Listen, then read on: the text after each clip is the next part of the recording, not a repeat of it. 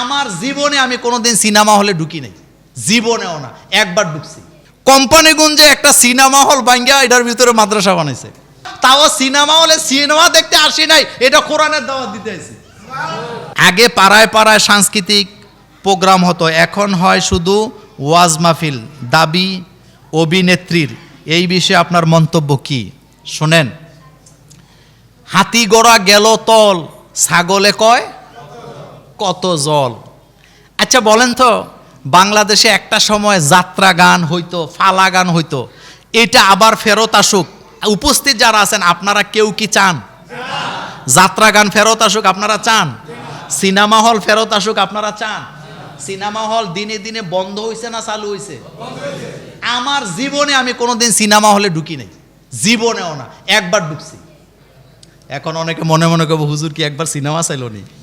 না, আমি আবারও বলি মজার কথা, আমার জীবনে আমি কোনোদিন সিনেমা হলে ঢুকি না। সিনেমা হলের ভিতরটা কেমন আমি এটাই জানি না, কিন্তু জীবনে একবার ঢুকছি ওয়াজ করণের লিগে। এখন আপনি বলবেন মোল্লা ভাই সিনেমা হলে ওয়াজ, অর্থাৎ সিনেমা হলে কোনোদিন যাই নাই। কোম্পানিগঞ্জে একটা সিনেমা হল ভাঙ্গা এটার ভিতরে মাদ্রাসা বানাইছে। গত 3 বছর আগে ওই মাদ্রাসার মাহফিলে আমারে দাওয়াত দিছে। এখন যাই দিই, সিনেমা হল তো অনেক বড় ছিল না, এটার ভিতরে মাদ্রাসা, এটার ভিতরেই মাহফিল।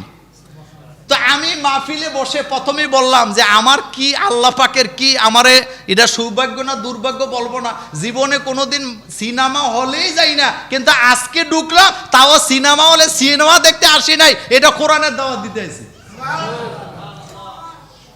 সিনেমা চালু হোক, আপনারা চান?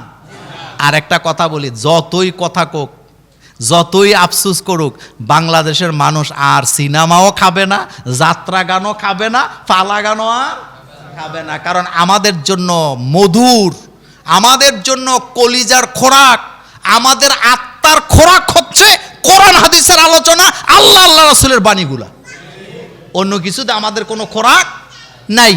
সুতরাং যত কান্দুক, যত কিছু কোক, কোনো লাভ হবে না। কারণ যখন মৃত্যু এসে যায় তখন ইনজেকশন দিয়া মৃত্যুকে ফিরানো যায় না। অপসংস্কৃতির মৃত্যু এদেশে হবেই হবে, বলেন হবেই। বৃদ্ধাশ্রমের সংখ্যা যত বাড়বে, মাদ্রাসায় ছাত্র তত বাড়বে, ইসলামের বিরুদ্ধে প্রচারণা যত বাড়বে, ওয়াজ মাহফিলও তত বাড়বে। আপনারা আজ থেকে 40 বছর আগে যারা জুমা পড়তেন, জুমার খুতবায় এত গর্জিয়াস আলোচনা হইতো আগে? কিন্তু এখন প্রত্যেকটা মসজিদে আলোচক। কোন মসজিদের কোন খতিব যদি আলোচনা দুর্বল হয়, এলাকার যুবকরা কয় এই ইমাম দরকার নেই, ভালো ইমাম আনেন। এই কথা সত্য না মিথ্যা? কমিটির লোকেরা কি ইমাম রাখছেন, ওয়াজ করতে পারে না, ভালো কথা বলতে পারে না, আপনি খুঁজা আধুনিক পর্যায়ের ভালো শিক্ষিত আলেম আনেন। এই কথাগুলো সত্য না মিথ্যা?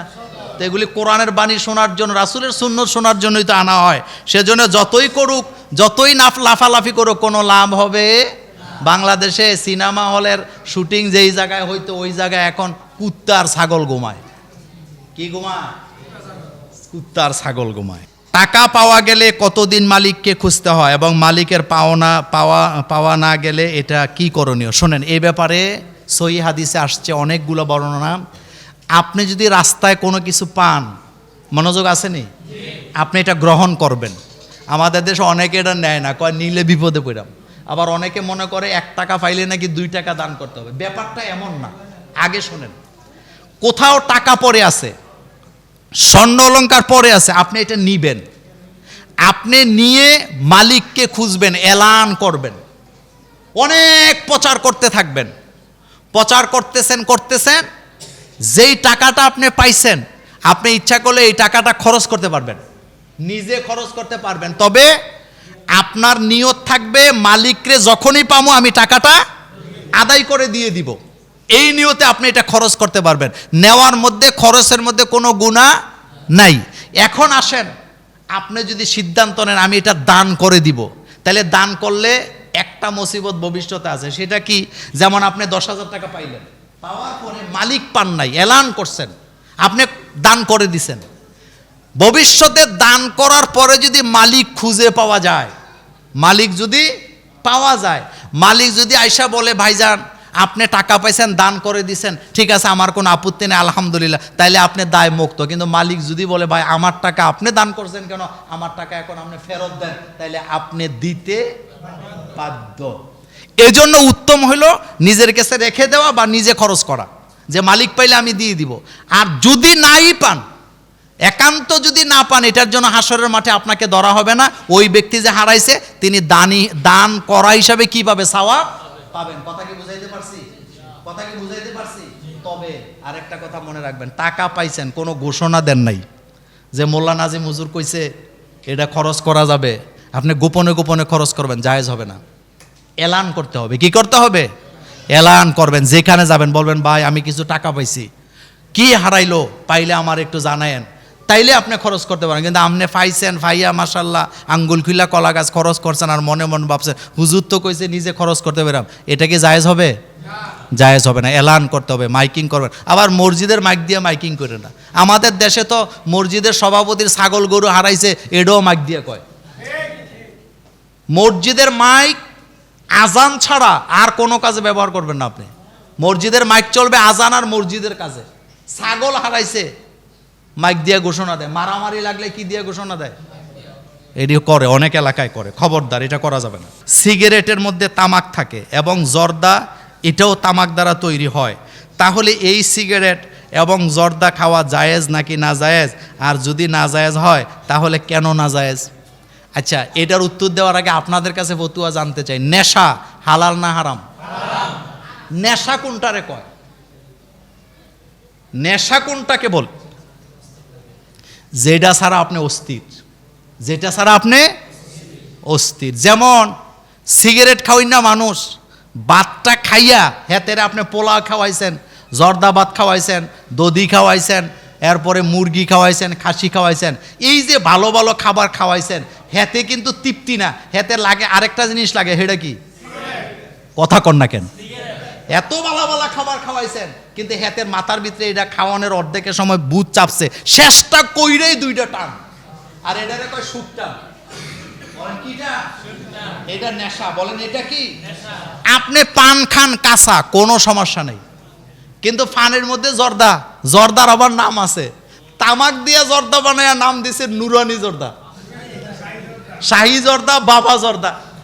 আর আমাদের দেশের জর্দা এত চলাচলে, আজ থেকে 10 বছর বা 7-8 বছর আগের ঘটনা, জর্দা বিক্রেতা বাংলাদেশের করদাতাদের মধ্যে 1 নম্বর হইছে। মানে কি পরিমাণ জর্দা খাইছে শোনেন। রাসূল সাল্লাল্লাহু আলাইহি ওয়াসাল্লাম বলছেন কুল্লু মুসকিরিন হারাম, সমস্ত নেশাদ্রব্য হারাম। তো আপনার জন্য কোরআনে বা হাদিসে কি এইভাবে আল্লাহ বলবে যে ইয়াবা হারাম, তারপরে কি বলে গাঞ্জা হারাম, ফেন্সিডিল হারাম, এভাবে নাম ধরে ধরে কই তুইব? রাসূল সাল্লাল্লাহু আলাইহি ওয়াসাল্লাম এক বাক্যে বলছে কুল্লু মুসকিরিন হারাম, সমস্ত নেশাদ্রব্য হারাম। তো নেশাটার মধ্যে তো তামাক পাতাটাও পড়ে। এখন হুজুররা জর্দা খায় অনেকে, এই জন্য এটারে জায়েজ বানাইলিস। যেটা হারাম এটা মোল্লা খাইলেও হারাম, পাবলিকে খাইলেও হারাম। হারামকে হালাল বলা কখনো সুযোগ নেই। যেটা না খাইলে মাথা গরম। আমার কলেজ জীবনের এক বন্ধু হেতে সিগারেট খায়, কলেজের, ভিক্টোরিয়া কলেজের। তা আমি তারে বললাম তুই এটা কেন খাস? কয় দোস্ত না খাইলে ভাত খাওয়ার পরে বমি চলে আস। এটা কি তার জন্য নেশা হয়েছে না? নেশা। আপনি এটা দরকারটা কি? আচ্ছা বলেন তো, তামাক পাতা বা জর্দা আপনি কি জানেন এটা যে ছাগলেও খায় না? কথা কয় না মুরব্বীরা। আপনি তামাক ক্ষেতের মধ্যে একটা ছাগল নিয়ে ছাড়বেন, আপনি একটা গরু নিয়ে ছাড়বেন, আপনি দেখবেন এরা এগুলা খাবে না। আপনি দেখেন তো, যেই জিনিস ছাগলে খায় না, গরুতে খায় না, এই জিনিস যারা খায় তারা তো তাদের চেয়ে আরো বেশি নিকৃষ্ট। আল্লাহ যেন আমাদেরকে বুঝার তৌফিক দান করেন, আমরা বলি আমিন। আর দেশটা ধ্বংস হইতে নেশার কারণে। বলেন কিসের কারণে? নেশা বন্ধ হোক আমরা চাই কি চাই না? নেশার ব্যাপারে অনেক আলোচনা হয়েছে। নেশা যারা করে তারা পরিবারের শত্রু, সমাজের শত্রু, রাষ্ট্রের শত্রু, মা বোনেরও কি শত্রু। সুতরাং যুবকদেরকে এখান থেকে বেরিয়ে আসতে হবে। আল্লাহ রাব্বুল আলামিন আমাদেরকে হেফাজত করুক। নবী করিম সাল্লাল্লাহু আলাইহি ওয়াসাল্লামের জন্মের মাসের সবচেয়ে গুরুত্বপূর্ণ আমল কি? মিলাদ নাকি সুন্নাহ অনুসরণ করা? এই ব্যাপারে আলোচনা আসবে সামনে। রাসূল করিম সাল্লাল্লাহু আলাইহি ওয়াসাল্লামের সিরাত, বলেন কি? সিরাত, এবং রাসূলের মিলাদ, দুইটাই আমাদের জন্য ফরজ। দুইটা আমাদের জন্য কি ফরজ? বলতে কি বুঝেন? রাসূল সাল্লাল্লাহু আলাইহি ওয়াসাল্লামের জন্ম, এটাকে অস্বীকার করতে পারবেন আপনি? আস্তে কয়, অস্বীকার করলে আপনার ঈমান থাকবে?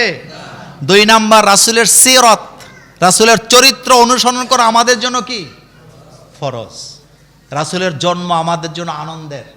তিনি পৃথিবীতে আসছেন মক্কা থেকে মদিনায় যাওয়ার পর মদিনার ছেলেরা, মেয়েরা, বাচ্চারা দব বাজাইতে বাজাইতে একটা গান রচনা করেছিল। আপনাদের মনে আছে? একটা কাসিদা আছে না? কি কাসিদাটা? কি? তলা আল বাদ্রু আলাইনা মিংসানিল ইয়াতিল বিদা ওয়াজাবাত শুক্রু আলাইনা মাদা আলিল্লাহ হেদা। ও মদিনার ছেলে মেয়েরা আসো, আমাদের মধ্যে পূর্ণিমার চাঁদ উদিত হয়েছে। সুবহানাল্লাহ। রাসূলের মিলাদ এবং সিরাত, এই দুইটা নিয়ে আমাদের পরের জুমাতে আলোচনা থাকবে। এগুলো নোট করা আছে ইনশাল্লাহ। কোনটার গুরুত্ব কি সেটা আমরা জানবো আস্তে আস্তে। রবিউল আউয়াল কি শুধু আনন্দের মাস? রবিউল আউয়াল মাস আনন্দ বেদনা, মানুষের জীবনটাই আনন্দ আর বেদনা। তবে রবিউল আউয়াল মাসে এই পৃথিবীতে আগমন ঘটেছেন মুহাম্মাদুর রাসূলুল্লাহ সাল্লাল্লাহু আলাইহি ওয়াসাল্লামের। সুতরাং এটা আমাদের জন্য কি আনন্দ, হিদায়েত। এই ব্যাপারে আলোচনা আসবে ইনশাআল্লাহ।